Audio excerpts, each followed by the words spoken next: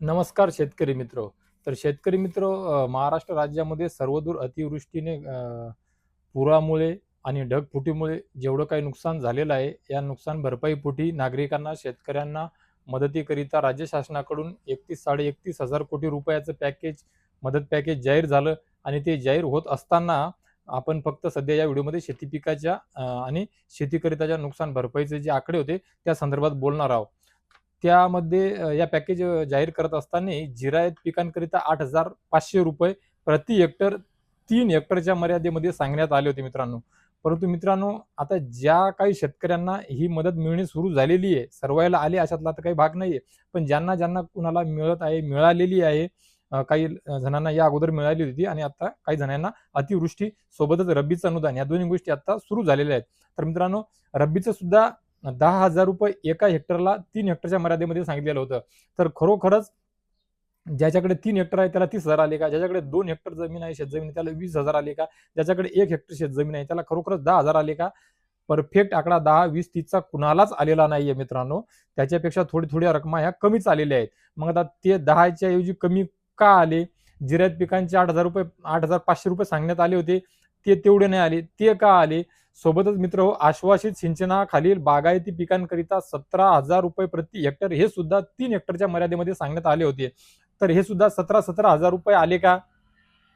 सर्व दूर तर मोठ्या मुश्किलनं अजून खूप साऱ्या ठिकाणी बाकी आहे. मोजक्या लोकांना सुरुवात झालेली आहे. परंतु ज्याप्रमाणे सांगण्यात आलं होतं त्या प्रमाणात सांगण्यात आलं, पण देण्यात नाही आले. सोबतच मित्रांनो, बहुवार्षिक पिकांकरिता ₹22,500 प्रति हेक्टर हे सुद्धा 3 हेक्टरच्या मर्यादेमध्ये सांगण्यात आले होते मित्रांनो. तर मित्रांनो, आता खरोखरच ₹22,500 हेक्टरनुसार 3 हेक्टरच्या मर्यादेप्रमाणे या शेतकऱ्यांना तेवढे पैसे मिळाले का? खूप साऱ्या शेतकऱ्यांना हे सुद्धा बहुवार्षिक पिकांचे ₹22,500 आहेत, ते कुठेच मिळालेले दिसत नाहीये. परंतु ज्या रकमा, जे अनुदान आलेले आहे, ते सुद्धा सांगितलेल्या रकमांमध्ये आणि आलेल्या रकमांमध्ये खूप तफावत आहे. आता याच्यामध्ये काय असते, कशामुळे झालेलं हे समोर येऊन कोण स्पष्ट करायचं, कोण क्लिअर करायचं, कोण सांगायचं? हे काही आम्ही समजू शकतो, सर्व समजू शकतात अशातला भाग नाही. पण जे कोणी समजू शकतात त्यांना सुद्धा हे समजावं लागेल, की नाही बा चला ठीक आहे, एका हंगामामध्ये एकापेक्षा जास्त वेळ नुकसान भरपाई देता येत नाही, किंवा एका वर्षामध्ये 80% किंवा 100% नुकसान भरपाई जर दाखवले गेले, त्याच्यानंतर तिच्यावर देता येत नाही. परंतु नुकसान भरपाईचं पॅकेज जाहीर करत असताना सर्व अटी शर्ती बाजूला ठेवून एसडीआरएफ, एनडीआरएफचे नियम बाजूला सारून शेतकऱ्यांना भरीव मदत देण्यात येईल असं सांगण्यात आलं होतं. भरीव मदत जे काय असेल ते ठीक आहे, पण जे जाहीर झालेली आहे, निदान ती मदत पूर्णपणे का देण्यात येत नाहीये? जर शासनाची द्यायची मानसिकता शासन देते आहे, तर मग हे मापात पाप कोण करत आहे? तुम्हाला तसे आकडे आलेले नाही आहेत का? तसे आकडे नाही आले तर मग त्याची जबाबदारी घेणार कोण? किंवा तुम्ही देऊ शकत नाही, नियमात हे जर बसत नाही अतिवृष्टीच्या आणि मदत पुनर्वसन विभागाच्या, तर ते समोर येऊन निदान शेतकऱ्याला तसं समजून सांगणे तेवढंच गरजेचं आहे. हे कुणी करायचं आहे? हे सांगण्यात आलं पाहिजेत ना. आता आज सुरुवातीला तुम्ही सांगून दिलं एवढ्या रकमा मिळणार आहेत, एवढं अनुदान मिळणार आहेत, ही झाली सुरुवात. आणि आता शेवट तुम्ही असं सांगणार, हे बघा हे आकडे आमच्याकडे एवढा वाटप झालेला आहे, या जिल्ह्याला, त्या जिल्ह्याला, या भागाचे, त्या भागाचे, जिरायतचे, आश्वासित सिंचनाखालच्या बागायतचे, बहुवार्षिक पिकाचे, रब्बीच्या अनुदानाचे तुम्ही तुमच्या रकमा सांगून मोकळे होऊन जासाल. परंतु शेतकरी पुत्रांपर्यंत, शेतकऱ्यांपर्यंत खरोखर तेवढी रक्कम पोहोचलेली आहे का? तुम्ही सांगितलेली रक्कम आणि ही जी सांगितलेली सुरुवातीला जाहीर करत असताना पॅकेज, ही रक्कम ताळमेळ खाते का या रकमेचा? तुम्ही जी रक्कम सांगणार ती वाटप झाली, आपण हे ग्राह्य धरू, मान्यही करू, विश्वासही ठेवू. परंतु जी सांगितलेली होती, जाहीर झालेली रक्कम होती शेतकऱ्यांना, ती मिळत आहे का? ती मिळतच नाही मुळात. त्यामध्ये कुठे ना कुठे दुफळी निर्माण होताना दिसत आहे, तफावत आहे, कमी जास्त प्रमाणामध्ये आहे. जरी हे सत्य असेल, तुमचं वाटप जो आहे तो सुद्धा जर खरा असेल, तर ते समोर येऊन शेतकऱ्याला कृषी विभागामार्फत, अधिकाऱ्यांमार्फत किंवा प्रेस कॉन्फरन्स घेऊन जे काय असेल ते सांगणे तेवढेच महत्वाचे आहे. कारण की शेतकऱ्यांची हॅरॅसमेंट वाढत आहे, शेतकऱ्यांची म्हणजे एवढी नकारात्मकता वाढलेली आहे की बस विचारू नका. आणि ही सर्व शासन निर्णयाला धरून, शासन निर्णय असे दाखवून, वाचून, पीडीएफ सर्व काही व्हिडिओ जनसामान्यापर्यंत, शेतकऱ्यांपर्यंत, नागरिकांपर्यंत आमच्यासारखे काही मंडळी पोहोचवण्याचा प्रयत्न करतात. तर एवढी माहिती शासन न देता आम्ही त्यांना देऊन त्यांच्यापर्यंत पोहोचून सुद्धा बरेचसे प्रेक्षक पाहणारे नाराजी व्यक्त करतात की नाही बा, या व्हिडिओमधून सुद्धा आम्हाला त्रास होतो, असं होतो, तसं होतो. मी सुद्धा व्हिडिओ पाहत आलेलो आहे आतापर्यंत खूप साऱ्या जणांचे, मलाही तेच झालेलं आहे, मला मान्य आहे. पण खूप साऱ्या चांगल्या लोकांचे खूप चांगले व्हिडिओ आहेत, खूप पक्की चांगली माहिती देतात. आता हा शासन निर्णय आहे. आता मला सांगा, शासन निर्णयामध्ये सांगितल्याप्रमाणे जर माहिती आम्ही तुम्हाला देत आहे, तर या माहितीमध्ये काय खोटं आहे? हां, तुम्ही जर म्हणत असाल बुवा सरकार लबाड आहे, सरकारनं असं नाही केलं, तसं नाही, ते थोड्या वेळासाठी मान्यही केल्या जाईल. किंवा सरकार सुद्धा जर लबाड नाहीये, तर मग सरकारकडे गेलेले जे आकडे आहेत त्याच्यामध्ये आणि शेतकऱ्यांनी जे जाहीर केलेले आकडे ते त्यांच्यापर्यंत पोहोचत नाही. हे जे पाप आहे, हे मापात पाप जे कोण केलं याचा शोध कोणी घ्यायचा आहे? याचा सुद्धा शोध घेतला गेला पाहिजेत ना.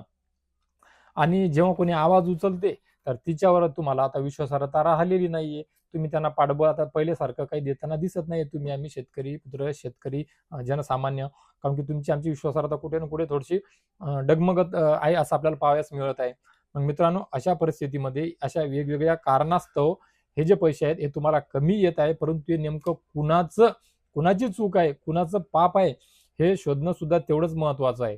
शासन म्हणते आम्ही एवढे दिले. हां, मुळात शासनाकडून सुद्धा देत असताना शासनाने जाहीर केल्याच्या नंतर सुद्धा एवढ्या दिवसात देऊ, दिवाळी अगोदर देऊ.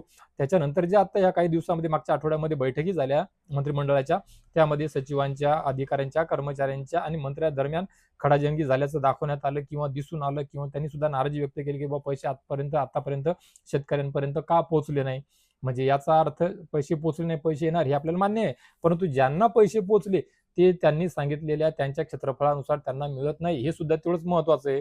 आता परत खराळलेल्याचे ज्यांचं शेत खराळलेलं आहे, गाळ वाहून आलेलं आहे, त्या ज्या मदता जाहीर केलेल्या आहेत, त्या तेवढ्या प्रमाणामध्ये त्यांना मिळत आहेत का? मुळात त्यांना मिळत आहेत किंवा नाही ते झालं. जिरायती देऊन टाकली आणि नंतरचे तुमचे रब्बीचे देऊन टाकले, की हे 2 प्रकार दिल्याच्या नंतर झालं. मग मधातला जे तुम्ही जाहीर केलेला पैसा आहे, खराळलेल्याचा आणि बाकीच्याचा, त्याची काही म्हणजे पाठपुरावा चालू आहे का?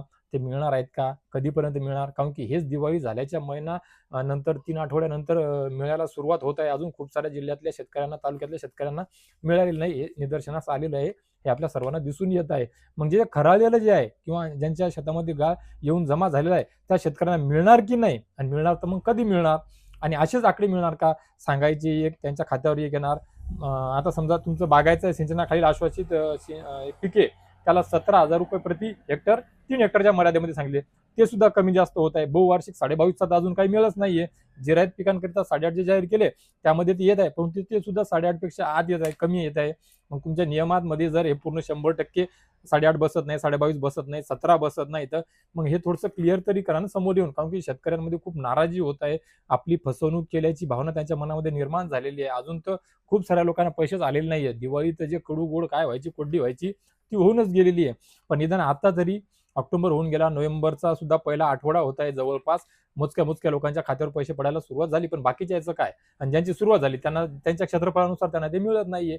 एकाच घरात 2 भावांना वेगवेगळ्या एकाच घरात या शब्दाचा अर्थ असा, की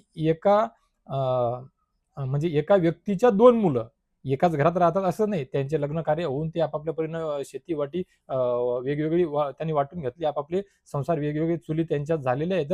परंतु एका वडिलाचे तर आहेतच ना ते. म्हणजे सख्ख्या भावाच्या 2 सातबाऱ्या जवळ-जवळ धुऱ्याला धुरा आहे, परंतु एकाला 1 रक्कम आणि एकाला 1 रक्कम तेवढ्या क्षेत्रफळासाठी आलेली आहे. त्यांची सुद्धा राशन कार्ड वेगळी असताना सुद्धा मग याची स्पष्टीकरण कोणी द्यायचं आता या सर्व गोष्टींचं? याच्याकरिता कोणीतरी जबाबदारी स्वीकारणे गरजेचे आहे.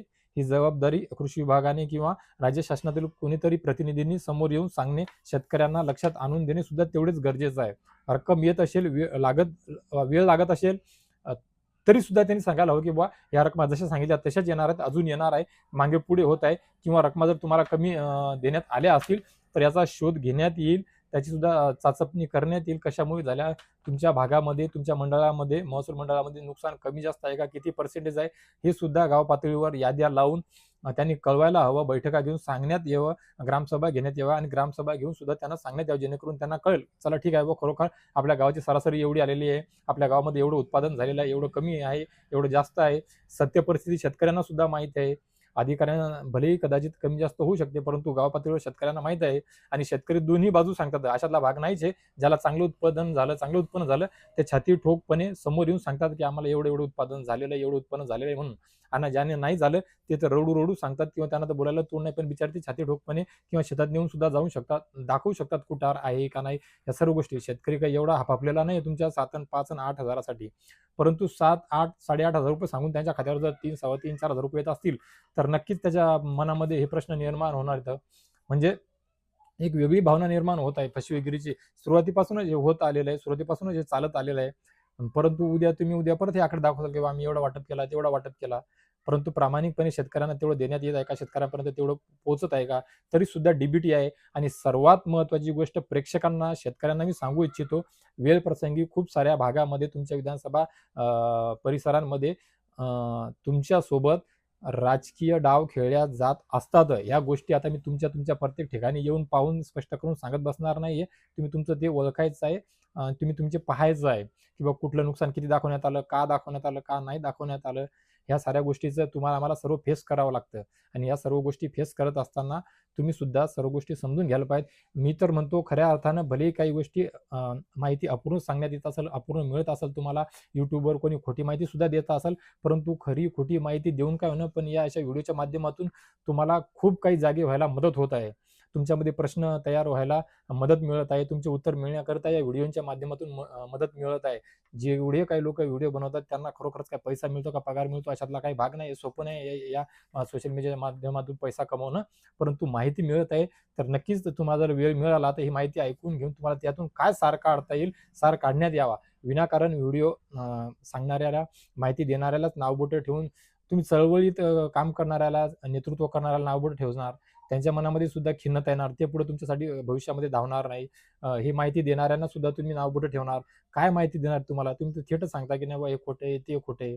आता वेगवेगळे जिल्हे असतात, वेगवेगळे तालुके असतात, वेगवेगळे तुमचे महसूल मंडळं असतात. तिथली नुकसान भरपाईच्या टक्केवारी कमी जास्त प्रमाणामध्ये असते. कापणी प्रयोग वेगवेगळे कमी जास्त प्रमाणामध्ये, सरासरी कमी जास्त प्रमाणामध्ये असतात. त्यानुसार येतात. हे जेव्हा जाहीर करत असतात, यांचा एक वेगळा क्रायटेरिया असतो आणि मदत देताना एक वेगळा क्रायटेरिया असतो. ऑफिशियली प्रॅक्टिकली जी मदत मिळते त्या सर्व गोष्टी तुम्हाला विचारपूस करत राहावं लागते. तुम्ही कधी जाता का, कृषी सहाय्यकाला बोलता का, गावात बोलवता का, तो गावात येतो का, कृषी सेवक, कृषी अधिकारी तुमच्या गावामध्ये येऊन याच्यावर किती जागर बैठका घेतात, किती ग्रामसभा घेतात, काय सांगतात, कधी पाहिलेलं आहे का? या सर्व गोष्टीचा करिता तुम्हाला अवेअर राहणं खूप महत्वाचं आहे. या व्हिडिओच्या माध्यमातून जर खूप माहिती मिळते तुम्हाला, तर ते घेण्याचा प्रयत्न करा शेतकरी मित्रांनो. जे जे तुमच्या उपयोगी पडेल ते उपयोगी घ्या आणि त्याच्यातून काय तुम्हाला साध्य करता येईल ते नक्की साध्य करा मित्रांनो. तर मित्र, राज्य शासनाने जी मदत जाहीर केली होती आणि ती ज्या शेतकऱ्यांना आतापर्यंत थोडीफार प्रमाणात मिळणं सुरू झालेली आहे, त्यामधली तफावत, त्याची थोड्याफार प्रमाणात काय कारणं असू शकतात. म्हणजे आकडेवारी, नुकसानाची टक्केवारी, सरासरी किंवा शासनाचे जे नियम असतात ते नियम, या दोन्ही तिन्ही चारही गोष्टी, वेळ प्रसंगी तुमच्या स्थानिक पातळीवरचं राजकारण, अशा खूप साऱ्या गोष्टी असतात. त्या मिळून तुमच्या ह्या ज्या गोष्टी असतात, 100% एका हंगामामध्ये किंवा एका वर्षामध्ये तुम्हाला मदत देता येते का नाही देता येते, या सर्व गोष्टीचा सार काढून ही मदत तुम्हाला मिळत आहे.